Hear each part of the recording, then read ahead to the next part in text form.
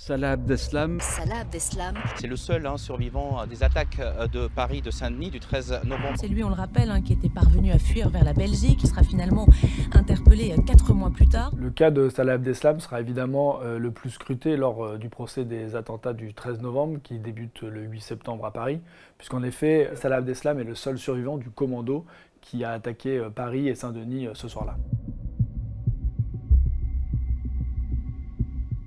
Salah Abdeslam a aujourd'hui 31 ans, il fêtera ses 32 ans pendant le procès au mois de septembre. Il est né à Bruxelles, dans une famille d'origine marocaine. Il a grandi dans la commune de Molenbeek, c'est une des communes qui composent la capitale belge. Il a grandi dans un milieu plutôt populaire. Et en fait, Salah Abdeslam, il se distingue surtout par son côté fêtard pendant sa jeunesse et son adolescence.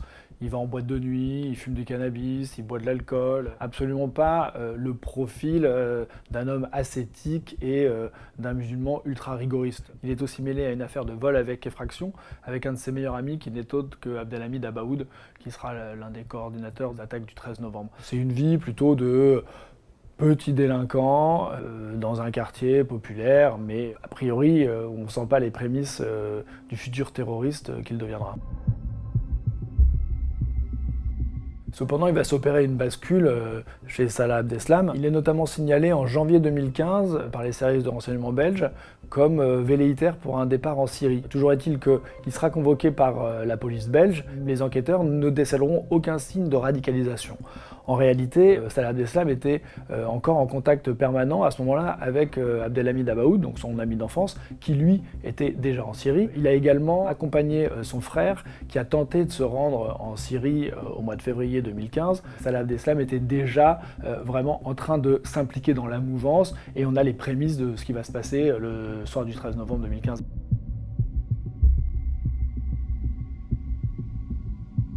On peut à ce stade des investigations dire que très vraisemblablement, ce sont 3 équipes de terroristes coordonnées qui sont à l'origine de cette barbarie. On retient Salah Abdeslam car il est le seul survivant des 10 membres du commando qui sont venus attaquer Paris et Saint-Denis le soir du 13 novembre. Mais le rôle présumé de Salah Abdeslam ne s'arrête pas là.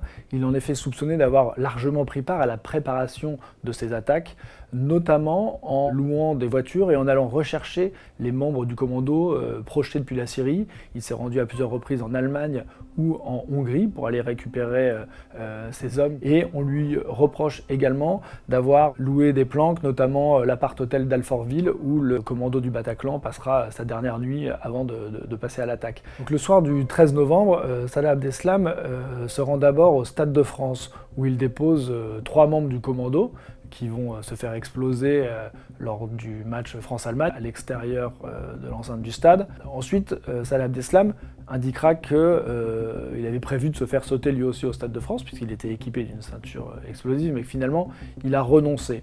Cette thèse est remise en cause notamment par les analyses techniques et scientifiques qui ont pu être faites sur cette ceinture où on s'est rendu compte qu'elle était défectueuse. D'ailleurs, Salah Abdeslam va se garer place Albert Kahn dans le 18e arrondissement et ensuite va s'engouffrer dans le métro. Alors c'est pas inintéressant la localisation de cet emplacement puisque dans la revendication de l'État islamique, il est fait état d'une attaque dans le 18e arrondissement, qui n'a jamais eu lieu. Et donc on se pose la question de savoir si le fait qu'il se gare à cet endroit-là, c'est uniquement le fruit du hasard, ou alors quelque chose était prévu à cet endroit-là et ça ne s'est pas passé. À ce moment-là, Salah Abdeslam acquiert un téléphone, il prend le métro, il appelle 2 de ses amis qui sont à Bruxelles et demande de venir les chercher. En fait, il va passer la soirée à Châtillon, il va aller au McDo et puis il va se retrouver avec des jeunes du coin en train de partager son McDo et puis ils vont parler des attentats pendant la soirée, une salle assez surréaliste.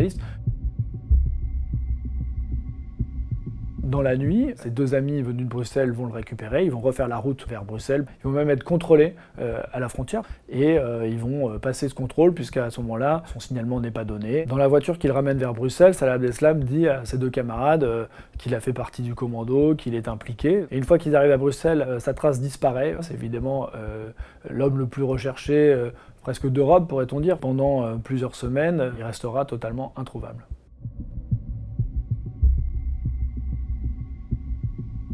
Donc pendant plusieurs semaines, Salah Abdeslam est recherché, traqué. Alors, la situation va évoluer le 15 mars 2016, puisque lors d'une perquisition effectuée conjointement par des policiers belges et français. Une fusillade va éclater. Lors de l'assaut, un de nos membres de cette cellule terroriste sera abattu. Et en fait, les policiers sont tombés sur la cache où se trouve Salah Abdeslam. Mais il va réussir à s'enfuir par les toits et à se réfugier dans une autre cache où il sera arrêté 3 jours plus tard. Depuis cette date-là, il est incarcéré, évidemment. Actuellement en garde à vue. Avec 4 individus, Salah Abdeslam devra répondre de ses actes devant la justice française. Et en fait, Salah Abdeslam a déjà été jugé une première fois à Bruxelles au mois de février 2018. C'était évidemment un événement très attendu. Salah Abdeslam a décidé de garder le silence. Il n'a pas répondu aux questions de la Cour. Il a juste fait une déclaration en disant qu'il s'en remettait à Allah et qu'il n'avait confiance qu'en Allah et qu'en gros, il ne reconnaissait pas la légitimité du tribunal. Il a été condamné à 20 ans de prison. Depuis son interpellation, Salah Abdeslam fait évidemment l'objet de toutes les attentions. Il a été incarcéré en Belgique, puis depuis un moment en France, à Fleury-Mérogis d'abord, à Vendin-le-Vieil dans le Pas-de-Calais ensuite. Alors, les conditions de détention de Salah Abdeslam sont totalement exceptionnelles. C'est vraiment un régime totalement dérogatoire. C'est le seul détenu en France qui est soumis à ce régime, puisqu'il est, je dirais, quasiment filmé 24 heures sur 24, ce qui est totalement inédit. Pendant le procès, on va évidemment revenir sur le rôle présumé de Salah Abdeslam au sein de cette cellule terroriste, sur les actes préparatoires, évidemment le soir du 13 novembre, sa ceinture d'explosifs, pourquoi il ne s'est pas fait sauter, est-ce qu'il a renoncé volontairement, est-ce que c'est à cause d'un problème technique, ce qu'il a fait ensuite, sa fuite, puisque c'est le seul membre survivant du commando, mais lors de ce procès, 20 personnes sont jugées, 20 accusés, donc 14 présents, les 6 autres sont en fuite ou présumés morts. Salah Abdeslam n'est pas le seul. Évidemment, son cas va cristalliser l'attention.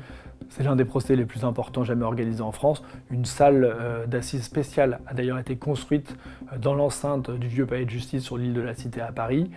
Voilà, il va y avoir un nombre de témoins incroyables, de parties civiles, donc c'est vraiment un procès totalement hors norme. Les attentats du 13 novembre ont fait 130 morts, voire 131, puisqu'il y a un rescapé du Bataclan qui s'est suicidé plusieurs mois après les attaques, et il a été reconnu comme victime par la justice, mais ça devra être consacré par la cour d'assises. À l'issue de ce procès, Salah Abdeslam encourt la réclusion criminelle à perpétuité.